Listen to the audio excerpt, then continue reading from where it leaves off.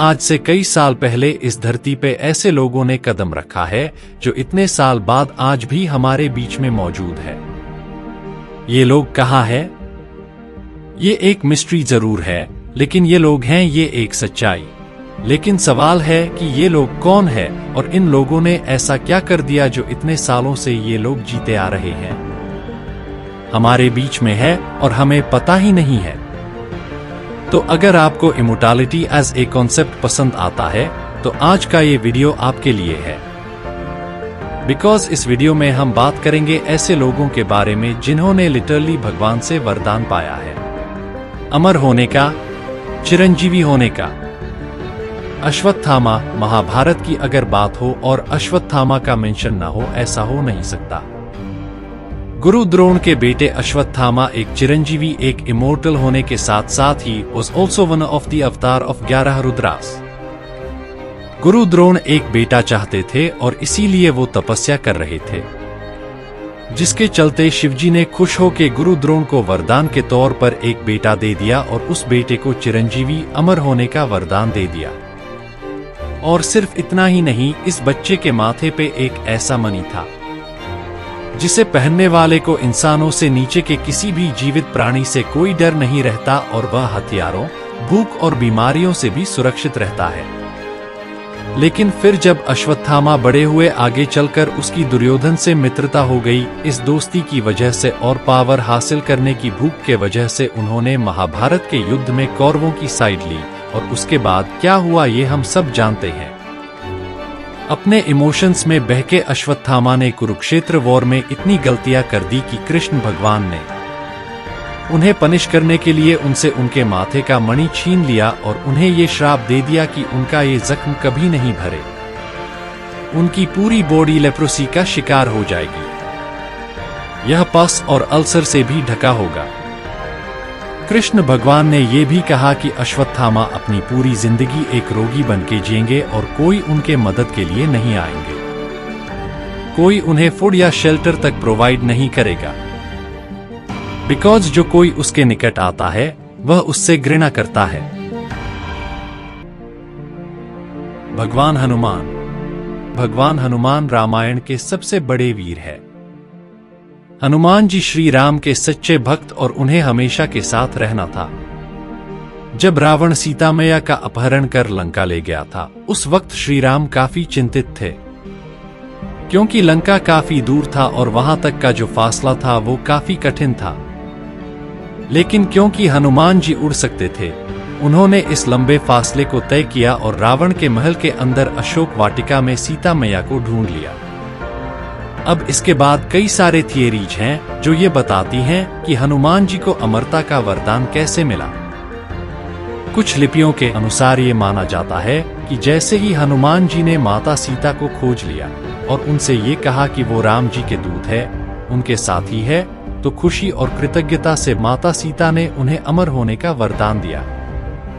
इसके अलावा जब रामायण के सारे पात्रों को मोक्ष प्राप्त हुई थी तो उस समय हनुमान जी ने देवों से ये रिक्वेस्ट की थी कि उन्हें इस धरती पर तब तक रहने दिया जाए जब तक कि इस धरती पर राम जी का नाम लिया जा रहा है।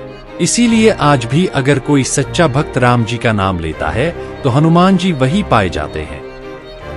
इनफैक्ट ये भी कहा जाता है कि जब भी इस धरती पे राम कथा होती है तो उस समय हनुमान जी सबसे पहले आने वाले और सबसे आखिर में जाने वाले व्यक्तित्व होते हैं। मैं बात कर रहा हूं रावण और विभीषण के बारे में। इन दोनों भाइयों पे जो कहावत मैंने आपको अभी बताई ना, वो एकदम जचती है। जहां पे एक भाई पावर, लालच, छल कपट की वजह से बर्बाद हो गया, वही दूसरा भाई अपनी अच्छाई और सच्चाई के वजह से अमर हो गया।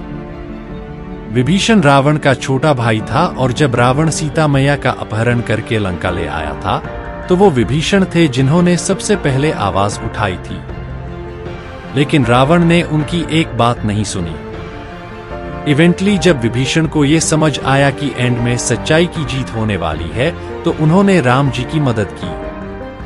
उन्होंने राम जी और वानर सेना के साथ मिलकर सीता मैया को रावण के चंगुल से बचाया और उन्होंने साबित कर दिया कि आपके पास हमेशा सही निर्णय लेने का विकल्प होता है। ऐसा कहा जाता है कि जब यह सब खत्म हुआ तब विभीषण को लंका का राजा घोषित किया गया और उन्हें अमरता का वरदान मिला ताकि वो लंका के लोगों को हमेशा मार्गदर्शन करते रहे। परशुराम।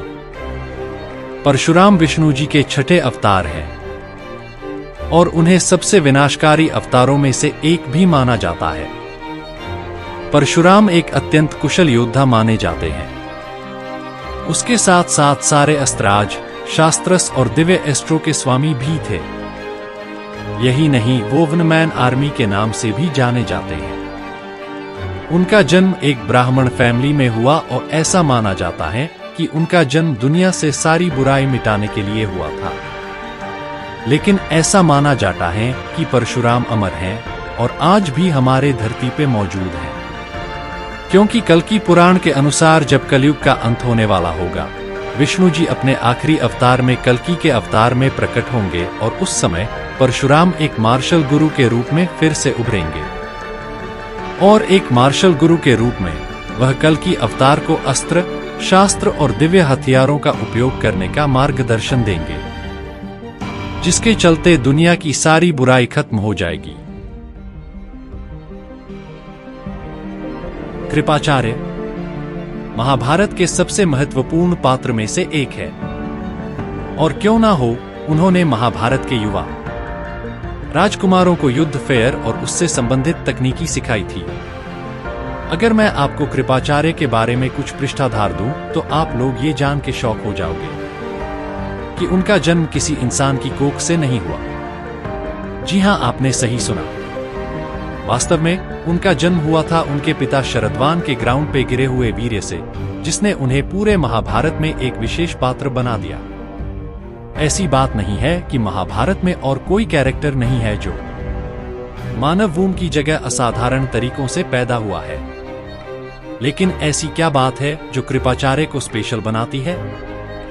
वेल, ये है उनके रवैये के कारण। वो बिल्कुल भी किसी भी तरीके की पक्षपात को पसंद या बढ़ावा नहीं करते थे।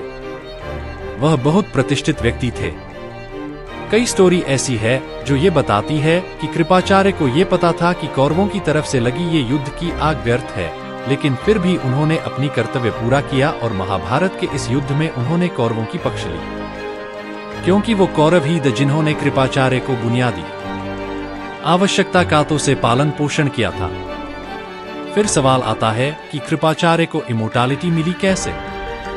एक थ्योरी हमें ये बताती है कि कृपाचार्य का निराधार और निष्पक्ष रवैया देख के कृष्ण भगवान ने उन्हें अमरता का वरदान दिया था।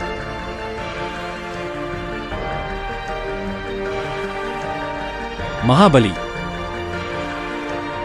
जो बलि के नाम से जाने जाते हैं, एक असुरा किंग है और हिंदुइज्म में पाए जाने वाले 3 वर्ल्ड्स दैट इज त्रिलोका, उसके राजा भी है।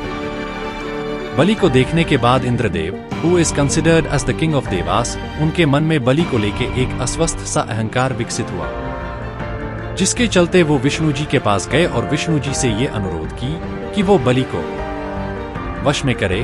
बिना किसी अन्य विकल्प के विष्णु जी ने वामन अवतार लिया और वो बलि के पास गए और बलि के पास जाके विष्णु जी ने कहा कि उनके पैर के 4 कदम से कवर होने वाले भूमि वो उन्हें दे दे। अब वामन अवतार का साइज देख के बलि ने तुरंत हाँ बोल दिया, लेकिन वो कहते हैं, नाउ वी शुड नॉट जज the book by its cover. यहाँ पे वही हुआ। 3 चरणों के भीतर विष्णु जी के वामन अवतार ने तीनों लोग को कैप्चर कर लिया। उसके बाद बलि के पास आत्मसमर्पण के अलावा कोई विकल्प नहीं था, लेकिन बलि के दिए हुए लोग के मुताबिक अभी 1 कदम बाकी था। तो विष्णु जी ने बलि से पूछा कि इस अंतिम कदम का क्या किया जाए। इस पर एक बार भी सोचे बिना बलि ने अपने घुटने टेक के उन्होंने अपना सर पेश कर दिया। इसे देख विष्णु जी इतने खुश हुए कि उन्होंने बलि को अधोलोक में तो निर्वासित कर दिया, लेकिन उसे एक वरदान भी दे दिया, इमोर्टैलिटी का, उसे चिरंजीवी होने का।